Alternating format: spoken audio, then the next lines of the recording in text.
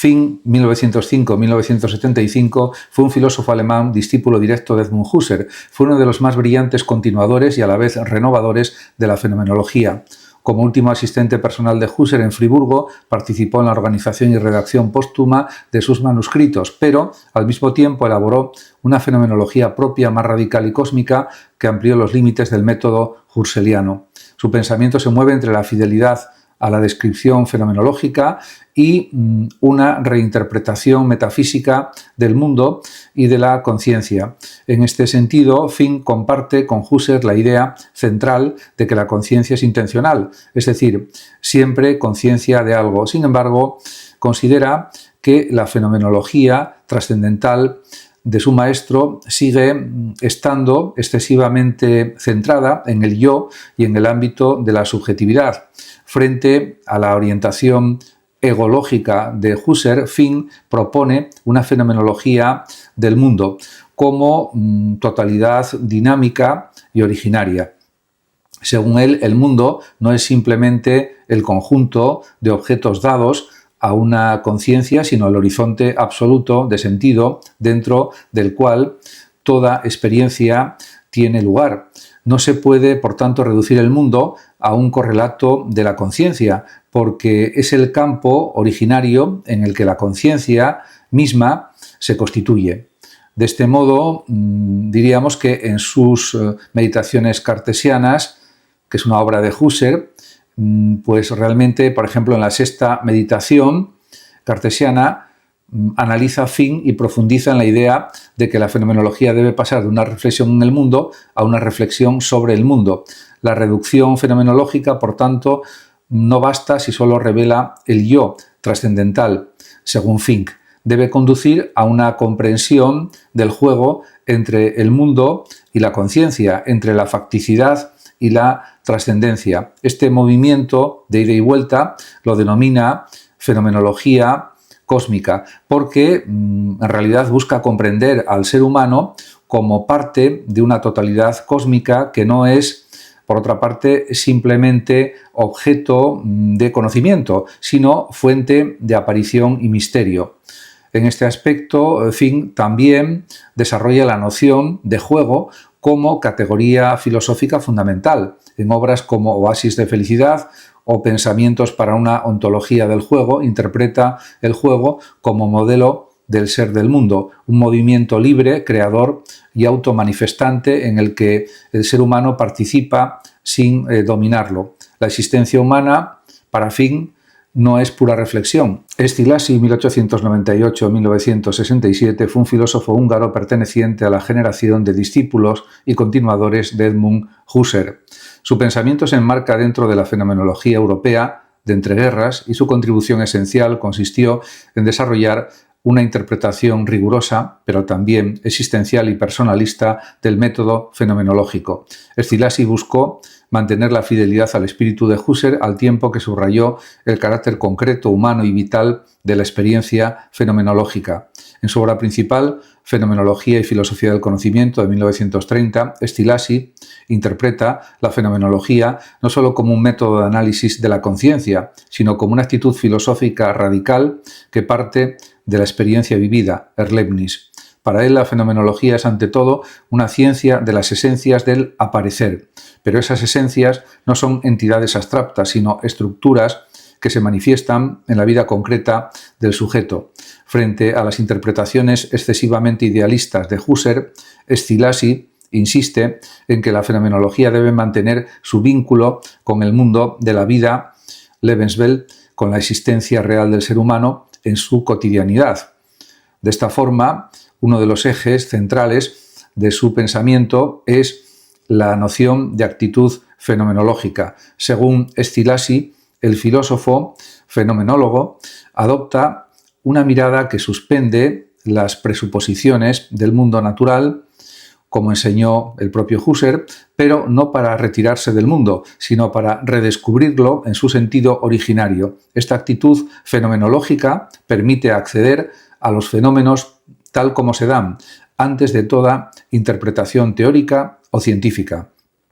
El objetivo no es construir un sistema, sino captar el modo en que las cosas aparecen a la conciencia en su evidencia inmediata.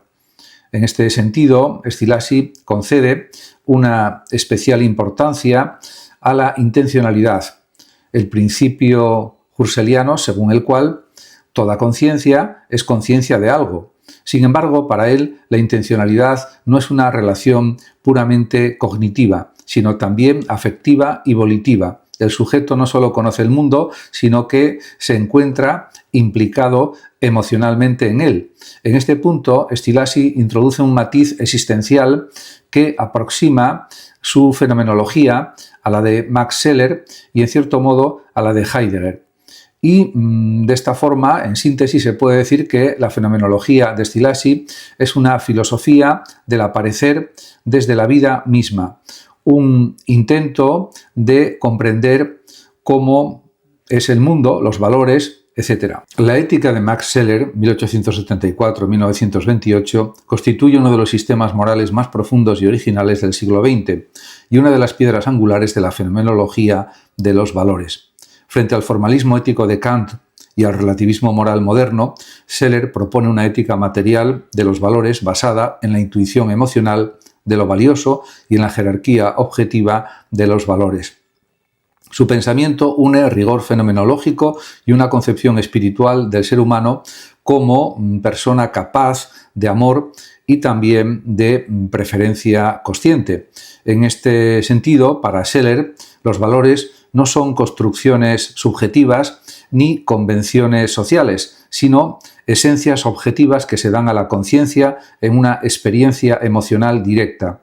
Así como percibimos colores o sonidos, también sentimos los valores, lo noble, lo justo, lo santo, lo bello. La moral, entonces, no depende de normas racionales impuestas desde fuera, sino del descubrimiento interior de lo que es valioso por sí mismo. En este aspecto, el sentimiento moral tiene, por tanto, una función cognitiva, revela el orden del bien. Y Scheler también distingue una jerarquía de valores que van desde los inferiores hasta los superiores. En la base están los valores sensibles, placer, dolor, luego los vitales, fuerza, salud, energía, después los espirituales, verdad, belleza, justicia, y en la cima los valores religiosos o sagrados, lo santo, lo divino. Cuanto más alto es un valor, más independiente es de las condiciones materiales y del interés personal. La ética consiste en ordenar la vida conforme a esta jerarquía objetiva, preferir lo más alto a lo más bajo, incluso cuando ello implique sacrificio. Y también, para Scheler, el sujeto moral no es una conciencia abstracta, sino la persona, entendida como un centro espiritual único, irreductible al cuerpo o al alma.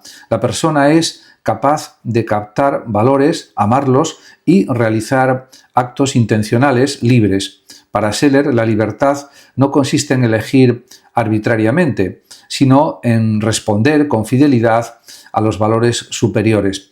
En ese sentido, la moralidad se mide por la preferencia valorativa. Ser bueno es amar correctamente. Y el amor también ocupa un lugar central en su ética. No es un sentimiento ciego, sino una fuerza espiritual que nos une y que nos eleva hacia valores más altos y nos hace reconocer la dignidad de los otros. Amar es abrirse al valor del otro como persona. El gobierno británico, a través del Departamento de Educación, ha anunciado en noviembre de este año 2025 una amplia reforma del currículo nacional, especialmente en la enseñanza media, que se aplicará gradualmente hasta 2028. Su objetivo principal es adaptar la educación al mundo actual, reforzando la lectura y escritura, incorporando competencias digitales y preparando a los jóvenes para una sociedad guiada por la inteligencia artificial y el pensamiento crítico. El nuevo modelo pone el acento en la alfabetización integral. Lectura, oratoria y redacción ocuparán un papel central en secundaria. Se introduce, además, una prueba nacional obligatoria de lectura a los 13 años para detectar carencias tempranas. La reforma insiste en que los alumnos deben salir de la escuela equipados para prosperar en el mundo laboral moderno. Y en este sentido, otro eje clave es la actualización tecnológica. Se prevé una nueva asignatura de Data en relación con la ciencia y la inteligencia artificial para los estudiantes de 16 a 18 años y una ampliación del currículo de informática, sustituyendo el actual examen de ciencia por uno más amplio de computación. Este incluirá contenidos también sobre alfabetización digital, ciberseguridad y detección de noticias falsas. El propósito es que los jóvenes o adolescentes comprendan el impacto ético, social y económico de las tecnologías emergentes. La reforma también modifica la estructura de evaluación. Se eliminarán algunos exámenes como medida obligatoria de rendimiento y se reformará el sistema de exámenes, permitiendo a los centros mayor flexibilidad en la elección de materias, etc. Esto abre espacio para las artes, las lenguas y las humanidades que recuperan paridad con las ciencias y matemáticas, aunque algunos interpretan este cambio como un desplazamiento de materias tradicionales, como por ejemplo la historia o la geografía.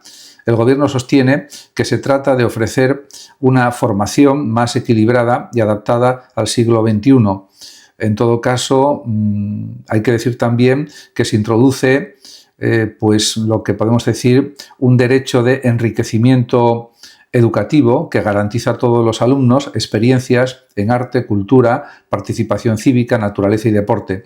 Con ello se busca una educación más completa que combine habilidades técnicas, pensamiento crítico y formación ética.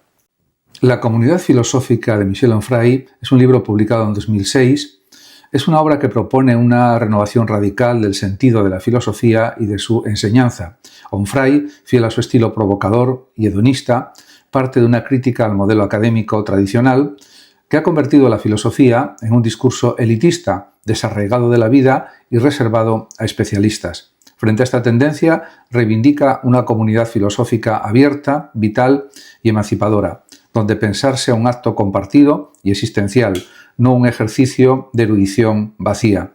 El libro parte de la experiencia personal de Onfray como profesor y fundador de la Université Populaire de Caen, Universidad Popular de Caen, una institución libre y gratuita destinada a difundir el pensamiento crítico fuera de los marcos universitarios convencionales. Desde esa experiencia concreta, el autor formula una pregunta esencial. ¿Para quién y para qué sirve la filosofía? Su respuesta es clara. La filosofía debe servir para vivir mejor, para comprender el mundo y transformarlo, no para construir sistemas cerrados ni alimentar carreras académicas solamente. En este sentido, Onfray concibe la filosofía como una práctica colectiva y corporal más cercana a la vida que al aula. Recupera el modelo de las antiguas escuelas helenísticas, epicúreos, cínicos, estoicos, escépticos, donde se enseñaba a pensar como forma de liberación personal y ética. Critica la enseñanza moderna que separa el pensamiento de la existencia y propone volver a una filosofía del cuerpo, de la experiencia y del deseo. Para él, filosofar no es repetir conceptos ajenos, sino crear sentido desde la propia vida. La comunidad filosófica que él defiende, que defiende Onfray, no es un grupo de intelectuales que imparten lecciones, sino un espacio horizontal de diálogo, aprendizaje mutuo y placer intelectual. La sabiduría no se mide por el dominio de autores, sino por la capacidad de vivir con lucidez y alegría. En este contexto, el conocimiento se entiende también como algo compartido, no como poder. Y además de esto, el libro también tiene una dimensión política. Onfray sostiene que pensar libremente es un acto de resistencia frente a las estructuras de dominación religiosas, económicas o culturales que buscan imponer formas únicas de verdad. Por ello, la comunidad filosófica es ante todo una comunidad de libertad. En resumen, la comunidad filosófica es un manifiesto.